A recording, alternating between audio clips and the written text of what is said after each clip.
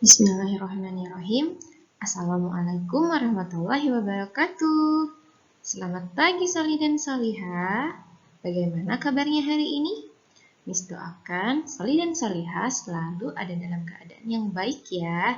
Dan juga tetap semangat walaupun belajarnya masih di rumah. Nah, Soli dan Soliha, alhamdulillah Miss Dahlia senang sekali bisa kembali menyapa Soli dan Soliha dalam pelajaran Bahasa Indonesia.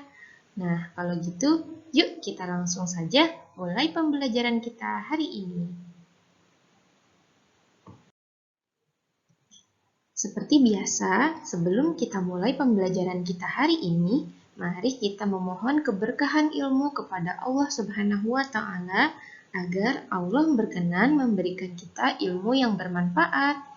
Yuk kita berdoa dulu Sali dan Salihah. Berdoa dimulai. A'udzu billahi minas syaitonir rajim. Bismillahirrahmanirrahim. Raditu billahi rabba wa bil islami dina wa bi Muhammadin nabiyyan wa rasula. Rabbi zidni ilman warzuqni fahman. Amin amin ya rabbal alamin. Sali-saliha, pernah tidak ketika ayah bunda membeli suatu peralatan elektronik seperti misalkan kulkas atau oven atau mesin cuci? Nah, biasanya ketika peralatan tersebut adalah peralatan terbaru, model terbaru, biasanya ayah bunda atau kita semua agak kebingungan ya bagaimana sih cara menggunakan alat elektronik tersebut. Nah, ketika kebingungan itu terjadi, apa sih yang biasanya kita lakukan? Atau apa yang biasanya ayah bunda kita lakukan? Ya, betul. Tentu saja membaca buku petunjuk penggunaan alat. Nah, biasanya alat-alat elektronik tersebut di dalam dusnya itu sudah terdapat buku panduan untuk menggunakan alat tersebut, ya kan? Nah, buku panduan ini berisi tentang langkah-langkah atau cara menggunakan peralatan tersebut.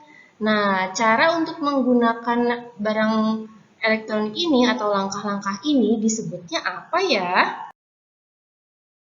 Ya, jadi langkah-langkah untuk menggunakan suatu alat atau membuat sesuatu itu disebut dengan prosedur penggunaan alat. Nah, langkah-langkah cara pembuatan atau cara penggunaan alat tersebut dalam bahasa Indonesia itu disebutnya dengan teks prosedur. Nah, kenapa disebut teks prosedur? Karena isinya adalah prosedur atau tata cara untuk menggunakan sesuatu atau membuat sesuatu. Seperti apa sih lebih jelasnya? Yuk kita simak penjelasannya bersama-sama. Nah, Sali dan Salihah, pertama, kita bahas fungsinya dulu ya. Jadi, fungsi dari prosedur teks atau teks prosedur itu sendiri itu adalah untuk menyajikan informasi secara rinci terkait langkah-langkah atau cara untuk menggunakan atau membuat suatu benda. Maksudnya bagaimana sih, Miss? Nah, agar lebih jelas, coba Sali dan Salihah buka buku tematiknya. Tematik 4B halaman 43. Nah, di situ ada langkah-langkah untuk membuat suatu alat. Ya, di mana langkah-langkah tersebut disebut dengan teks prosedur atau prosedur pembuatan alat, ya. Coba Sali dan Salihah buka dulu bukunya supaya pembelajaran kita hari ini lebih jelas. Nah, Sali dan Salihah, sekarang kita lanjut ke ciri teksnya ya, ciri teks prosedur. Ciri yang pertama yaitu terdapat panduan langkah-langkah yang harus dilakukan.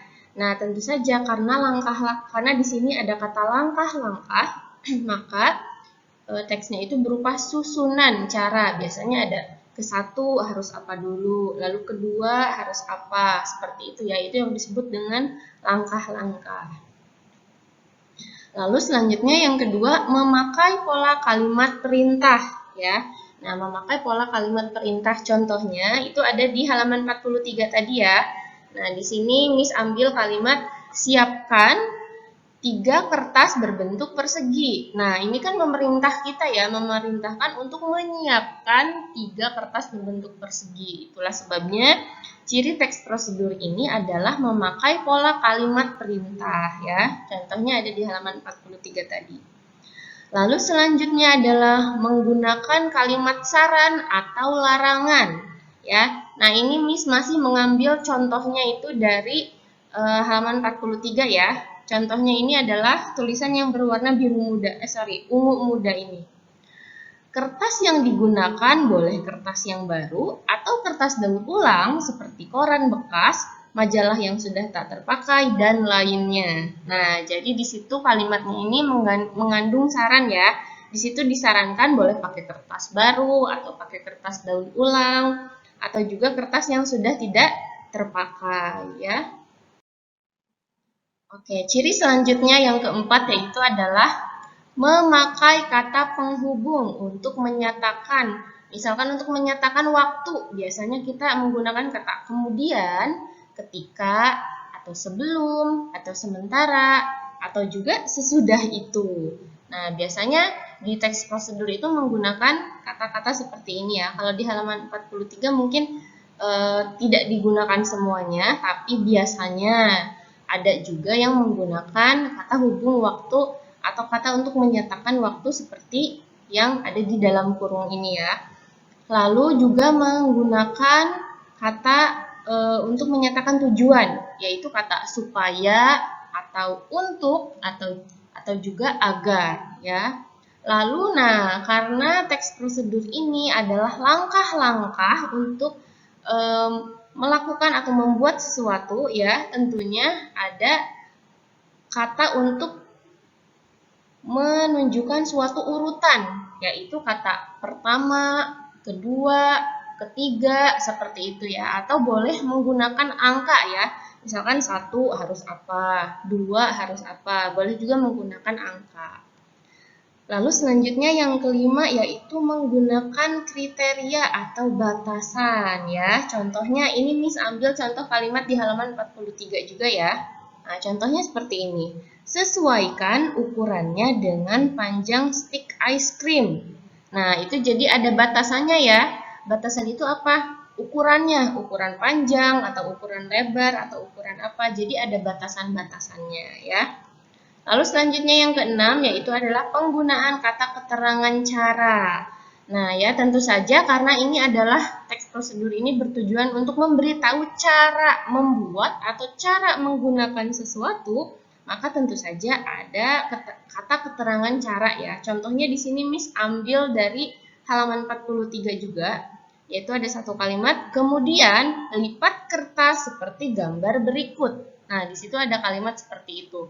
Nah, di situ dijelaskan cara untuk membuat benda yang ada di gambar tersebut ya. Di situ ada kipas. Nah, cara membuatnya seperti apa? Dijelaskan apakah dilipat, ataukah ditempel, ataukah diikat, seperti apa. Nah, itu harus dijelaskan. Itu adalah ciri-ciri dari teks prosedur.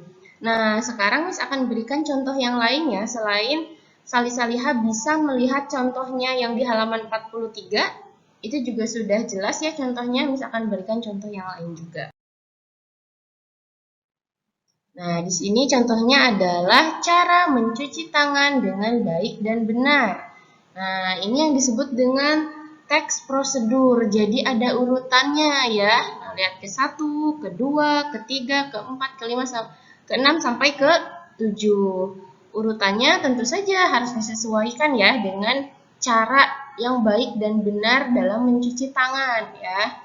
Contohnya adalah 1, basahi dulu tangannya. Basahi tangan hingga pergelangan dengan air mengalir. Nah, di situ ada keterangan, ada kalimatnya kalimat perintah dan juga ada keterangan dibasahi dengan air mengalir. Jadi lebih baik airnya yang mengalir ya, bukan air yang ada di wadah seperti itu dan seterusnya ya. Jadi Salih-Salihah bisa membaca contohnya sendiri apakah sesuai dengan ciri yang tadi Miss Dahlia jelaskan. Baik, selanjutnya yaitu adalah tugas hari ini. Nah, tugas hari ini Sali-Saliha adalah membuat teks prosedur sederhana. Coba Sali-Saliha membuat teks prosedur sederhana ya, tentang urutan cara membuat atau memakai suatu alat. Contohnya, Sali-Saliha misalkan mau menceritakan atau menuliskan prosedur cara membuat layang-layang.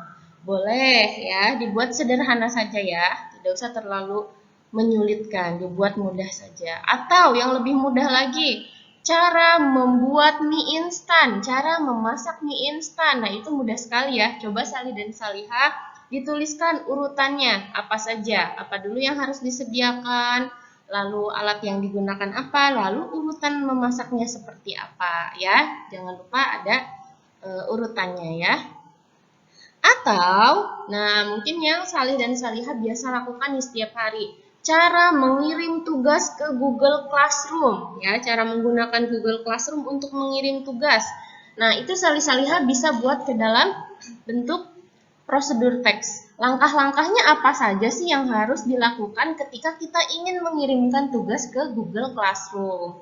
Ya, dituliskan bagaimana caranya untuk mengirimkan tugas ke Google Classroom atau boleh juga membuat teks prosedur yang lainnya. Bebas ya, ini hanya contoh saja.